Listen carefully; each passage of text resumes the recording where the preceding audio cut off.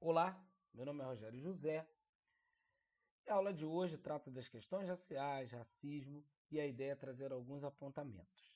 Então, de imediato, conclamo vocês a participarem da aula, saúdo a todos e, por outro lado, destaco a importância desse tema para a nossa prática profissional e também para a nossa produção acadêmica, considerando os inúmeros materiais e livros que têm sido publicados nos últimos anos sobre o tema, bem como as políticas públicas, né, que têm visibilizado o debate racial e, por outro lado, desconstruindo a ideia de democracia racial tão saudada por essa construção da nação brasileira.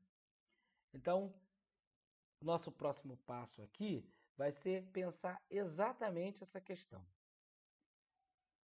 Ou seja, questões raciais e racismo, né? Só para reforçar alguns apontamentos ao tema, mas trazer a ideia do pensamento social brasileiro. E por que o pensamento social brasileiro é o principal momento do nosso encontro, né? Ou é o foco do nosso encontro? Porque quando pensamos em democracia racial, a gente precisa voltar para o passado e para a própria produção do pensamento social brasileiro, o que os intelectuais produziram sobre o negro no Brasil e sobre a sociedade como um todo, mas em especial sobre o negro no Brasil, para nós entendermos um pouco as dimensões contemporâneas desse debate. De imediato, é importante identificarmos o primeiro momento, né? O primeiro momento é sempre complexo, né, de dizer, principalmente para historiadores, né? É muito difícil falar de um primeiro momento. Nós fizemos aqui um recorte, que pode parecer muito grande para aqueles e para aquelas, mas sim, o fenômeno racial brasileiro e o debate sobre o negro e o africano no Brasil é um fenômeno de longa duração. Quando eu falo, me refiro a longa duração, fenômeno que está para além de séculos, né? Para além de um século. É um fenômeno muito largo em termos temporais. E pensar os repertórios que circulam na sociedade hoje é pensar essas dimensões amplas, né, de longa duração.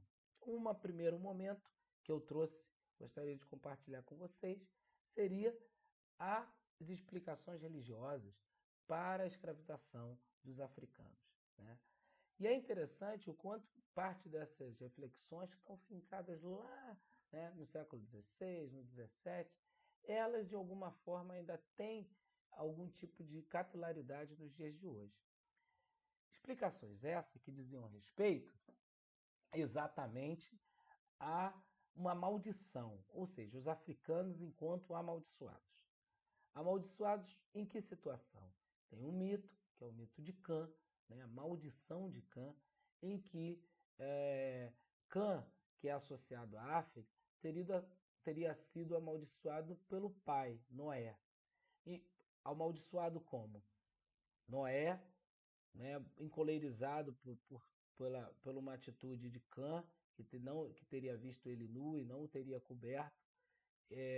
E quem teria feito isso foi Jafé, amaldiçoa Cã a ser escravo de Jafé. Jafé identificado como Europa. Sem, que é um terceiro filho, identificado com Ásia. Então você já vê aqui a distribuição e a dimensão religiosa de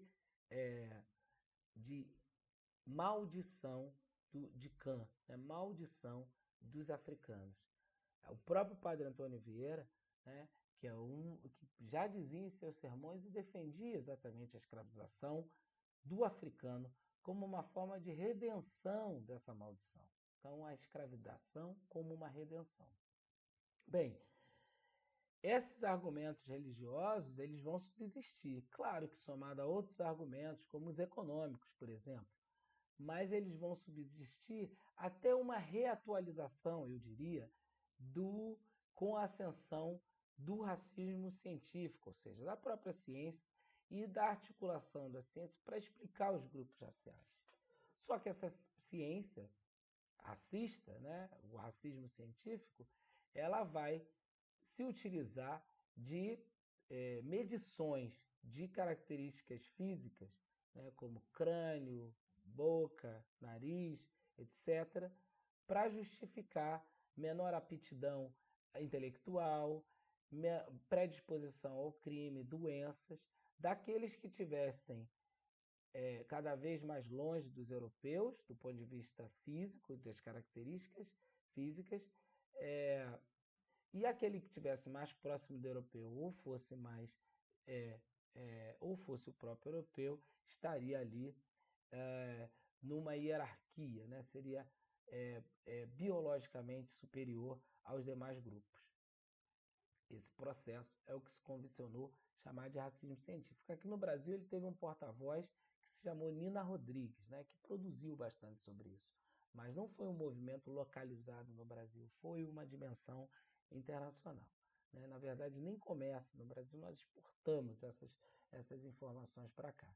Até no Brasil ele ganhou umas conotações mais específicas, mas isso a gente vai poder aprofundar em um outro momento. O que é importante dizer é que nesse momento, final do 19, início do 20, a gente tem esse racismo científico. Nos anos 30, aí sim, teremos um rompimento com um intelectual que rompe com esse processo. Na verdade, a própria formação dele era uma formação que já trazia dimensões diferentes do racismo científico, e ele vai produzir um livro chamado Casagrande Senzala, com Gilberto, e é o Gilberto Freire quem faz isso. Então ele rompe, a dimensão biologizante não está presente, e ele está trabalhando com a categoria de cultura. Né? Então ele diz, né, ele vai trazer que as culturas são iguais, não há hierarquia, diferenças de culturas sim, mas não que isso traga diferenças biológicas entre os grupos raciais. No entanto, ao fazer esse procedimento, uma outra reflexão ele vai trazer, que é de cordialidade do racismo brasileiro, né? E que, sempre usando os Estados Unidos como espelho, o racismo brasileiro teria sido mais cordial. Então, o que chamamos aí da democracia racial, ou seja, o racismo brasileiro não seria um racismo tal como espelho os Estados Unidos, né? Seria um lugar onde negros e brancos convivem de forma harmoniosa. Esse processo que a gente vê em defesa até hoje teria uma certa ruptura entre meados dos anos 50, 60 até os anos 70, né, início, que é um outro intelectual, que é o Florestan Fernandes, que traria uma reflexão em que, sim, para ele a questão do racismo existia sim, mas seria uma dimensão mais econômica, né? Em que, com a distribuição de renda e com as transformações sociais mais radicais, o racismo teria sim a desaparecer. Então, uma subordinação da questão racial à questão social. Essas dimensões elas vão mudar novamente com outro intelectual que vai produzir um livro chamado Relações Raciais no Brasil, dois intelectuais, Nelson do Vale Silva e Carlos Azenbaum, que vão produzir um livro em que traria dados que comprovaram, né, as dimensões de produção de desigualdade a partir da questão racial, ou seja, né, dados que traziam que mesmo em situações de aumento de escolaridade, né, aumento de renda, o hiato entre os grupos negros e brancos permaneceria. Né? E somado a isso, a própria ascensão do movimento negro no final dos anos 70, 78, né, na esteira do processo inicial de distensão da ditadura militar, que fatalmente trouxe, né, condições de reorganização desse movimento. E com isso, de fato, mudou o cenário das lutas por inclusão social no universo brasileiro, né? Culminando com essa série de produções e, ao mesmo tempo, com todas as políticas públicas que surgiram nas últimas décadas. Tá? Então, muito obrigado, fico por aqui e até a próxima.